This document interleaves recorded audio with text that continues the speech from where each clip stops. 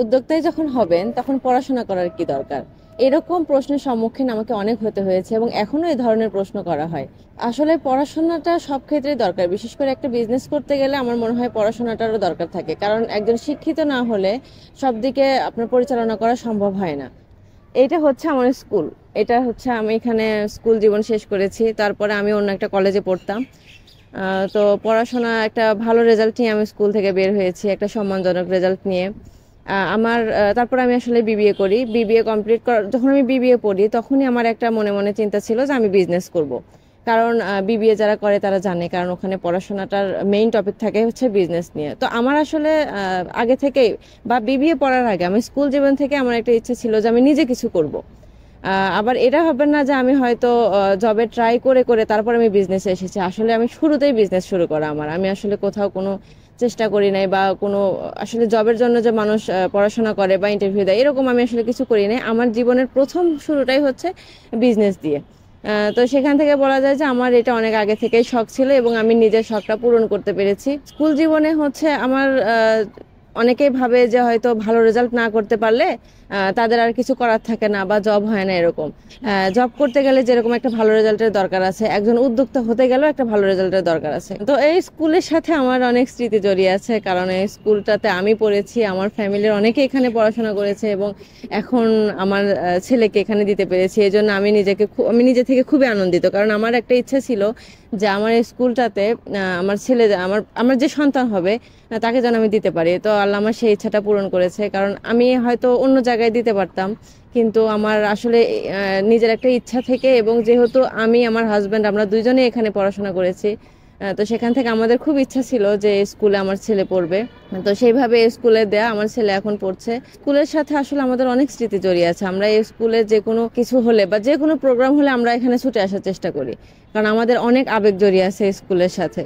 আসলে এত কথা বলার কারণ হচ্ছে সমাজের মানুষ অনেক ধরনের কথা বলে, আপনাকে ছোট করার চেষ্টা করবে। কারণ হচ্ছে আপনি একটা ভালো স্কুল থেকে একটা ভালো রেজাল্ট নিয়ে আপনি বের হয়ে এসে আপনি যদি একজন বিজনেস করার জন্য আপনি আগাতে থাকেন, তাহলে অবশ্যই সেটা মানুষ ভালো চোখে দেখবে না। কিন্তু আমি এই জিনিসটা এখনো বুঝতে পারি না যে বিজনেসকে কেন মানুষ ছোট করে দেখে। একটা মানুষ যখন বিজনেস করে তো তার আন্ডারে কিন্তু অনেকেই চাকরি করে, কিন্তু কেন তাকে বিজনেস করা বাদ দিয়ে চাকরির দিকে ঝুঁকতে হবে? আমি কখনো এটা বিচার করি না যে আপনি কেন চাকরি করেন, আপনি কেন বিজনেস করেন। বরং আমার শুনলে ভালো লাগে যে আপনি একটা বিজনেস দাঁড় করাইছেন বা আপনার জীবনের সফলতার গল্পগুলো শুনতে আমার খুবই ভালো লাগে। একটা দেশের অর্থনীতির উন্নয়নের দিকে আমার মনে হয় উদ্যোক্তারা বেশি অবদান রাখে, কারণ হচ্ছে এরা হচ্ছে এদের পরিশ্রম দিয়ে এরা দেশকে এগিয়ে নিয়ে যেতে পারবে। তো কারো কথায় কান না দিয়ে নিজেরা পরিশ্রম করেন, দেশকে এগিয়ে নিয়ে যান। আমি যখন কুশিকাটার বিজনেসটা শুরু করি তো মানুষের অনেক রকমের একটা পরিকল্পনা থাকে, আমি আসলে অতটা পরিকল্পনা নিয়ে আমি আসলে এই বিজনেসে আসি নাই। আমি হঠাৎ করে শুরু করা, যখন আমি গ্রামের মধ্যে যাই, কর্মীদের সাথে কথা বলি, ওদেরকে যখন কাজ দেওয়ার চেষ্টা করি তখন দেখলাম যে না, ওদের আগ্রহ আছে।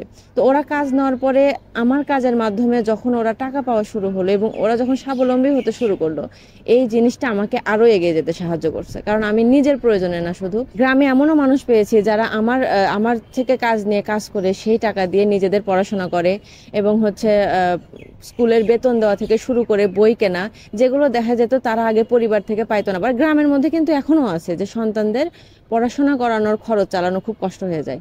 তো এখন দেখা যায় যে সেই কাজগুলো আমার যে কর্মীরা আছে তারা নিজেরাই করতে পারছে।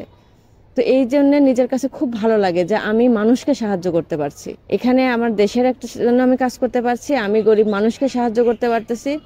তারপরে এমনও হয়েছে যে ওরা শখের অনেক জিনিস কিনতে পারতো না। স্বাভাবিকভাবে কিন্তু গরিব মানুষের কাছে নিজের প্রয়োজন মেটানোটাই অনেক বড়, সেখানে একটা শখ পূরণ করা খুব কঠিন। তো দেখা যেত যে আমার এখানে কাজ করে ওরা এখনো ওদের হচ্ছে যে বিভিন্ন শখের জিনিস থাকে সংসারে, সে শখের জিনিসগুলো কিনতে পারে। আমি প্রথম অবস্থায় যখন শুরু করি তখন আমার কর্মী সংখ্যা ছিল 10 থেকে 12 জন, এরকম দিয়ে আমি আসলে কাজটা শুরু করা। এখন আমার সব সময় কাজ করছে আপনার 900 জনের মতো। আমি ইচ্ছা করলে, আমি যদি ভাবি যে আমার এখন কাজ বেশি আছে, সেক্ষেত্রে দেখা যায় যে আমি 1000-1200 লোককে দিয়েও কাজ করায় নিতে পারি, যদি আমার সেই রকম অর্ডার থাকে। নিজে স্বাবলম্বী হন, অন্যকে সাহায্য করেন। অনেক গরিব মানুষ আমাদের দেশে, অনেক মানুষ আছে যাদের কিছু করার ক্ষমতা নেই, তাদেরকে সাহায্য করেন, তারা যেন কোনো কাজ করে উন্নতি করতে পারে।